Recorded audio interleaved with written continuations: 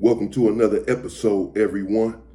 A huge Samoan, a very big human being, hit the compound, and he had nearly everyone on the compound afraid of him. He had everyone buffaloed, including the police.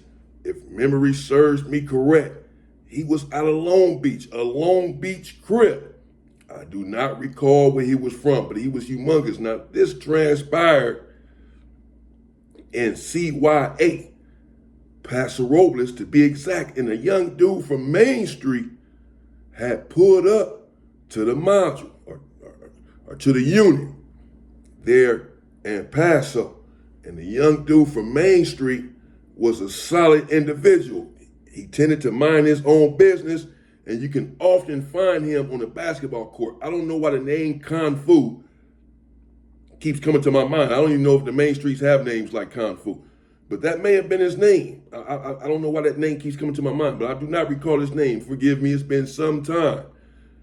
But he was a young, dark-skinned dude with waves, and he was a solid individual, constantly on the basketball court, intended to mind his own business. The Samoan, on the other hand, would run around the unit as if he owned it. He got into it with the police on more than one occasion, threatened to beat them up, had the police scared and buffaloed, and they just decided to just leave this young individual alone. At sometimes I thought maybe something could be going on with him mentally, but he carried on with his business, and he would play cards often, play spades. I played spades all the time there. I used to whoop on Rod Dog from Inglewood Family, and my boy Folsom from PDL. Used to whoop them out in the spades all the time. So spades was a prolific game right there on the unit. And he played all the time, and oftentimes we would gamble with the spades. And I remember this dude one time telling one individual, man, you sandbagging, you keep sandbagging with the spades, I'm not going to pay you, because he was losing. And dude like, yeah, you're going to pay me like I ain't paying you nothing. And I don't know what ended up happening with that situation. I just caught the argument, but this is the sort of thing that he's doing. He doesn't want to pay when he loses. He's arguing with people, and he gets loud, he gets strong, he'll get in your face. He's had a fight or two there in the unit. So not everyone is buffaloed by this individual, but some are. He has tattoos everywhere, and the dude can't be any older than 16 years old. We were all that age at that time, 15, 16, 17 years old. Once you hit 18, you're going to YTS or what have you. So we were all under the age of 18 there in Paso for the most part. And this dude was 16, may have even been 15 years old. But he was humongous. And he had people scared, and he knew it. These are all young dudes as well. We're all 15 and 16 years old. So some of these individuals have not developed yet. They're not big dudes. They're not strong yet. Their bones have not even grown. But this individual, his bones have grown, and they won't stop. He's big, and he's tall, and he has a lot of girth, and he knows it. Sitting there on the basketball court one day, and they're playing basketball. Everyone's playing ball. Normal stuff. The big Samoan tells Main Street, man, if you foul me like that again, it's going to be on, man. You tripping.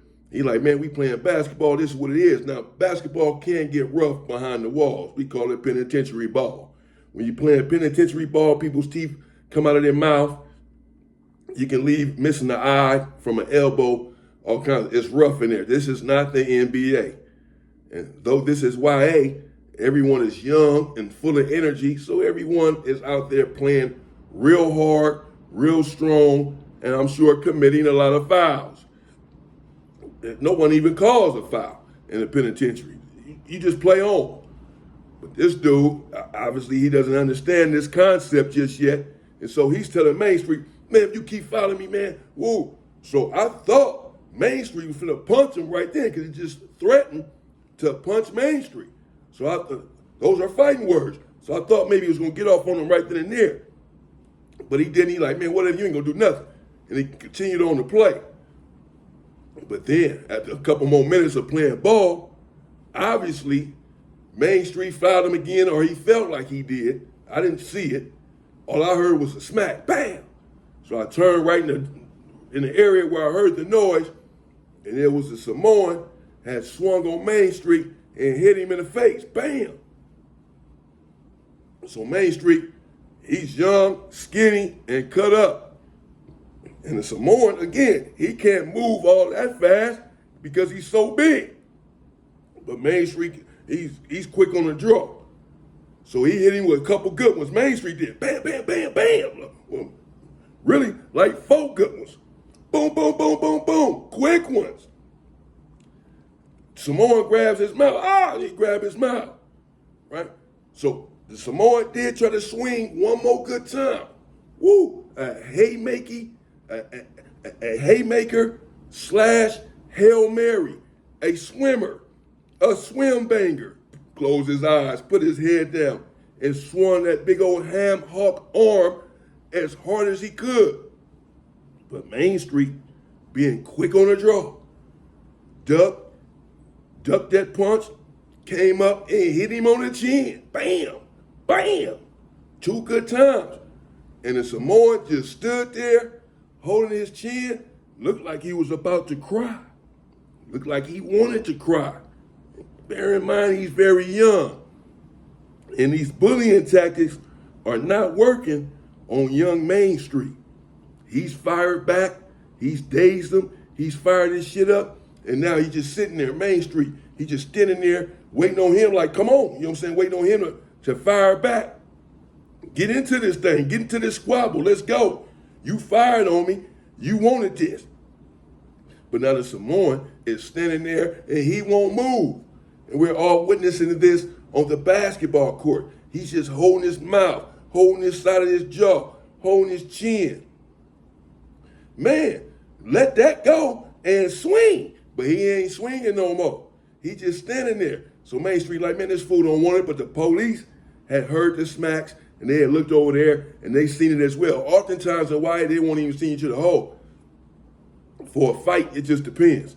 But they sent them to the hole for horse playing. They sent them to the hole for horse playing. The police call himself giving him a break and saying, I'm just going to see you to the hole for horse playing. I have to see you to the hole because I just witnessed this whole thing. So I'm thinking, okay, well, when they get out of the hole, Samoan is going to want his get back. He's going to want to get out of the hole and squabble up with Main Street, who just embarrassed him. Half his size, very skinny, and he's real short. Main Street, he's short, bro. He's a little dude, especially compared to this Samoan, but nearly anyone is small compared to the Samoan. So I'm thinking the couple of Samoans that's around are going to pump him up to go and get his get back, and he going to come and holler at Main Street, and maybe he'll have action because he's so big and he won't be as stunned as he was during that first fight when Main Street swung back on him and stunned him. But when they got back to the unit, there was nothing. It was silence, like a church house mouse. You could hear a pin drop. You could hear a rat piss on cotton. Not a sound coming from the Samoan.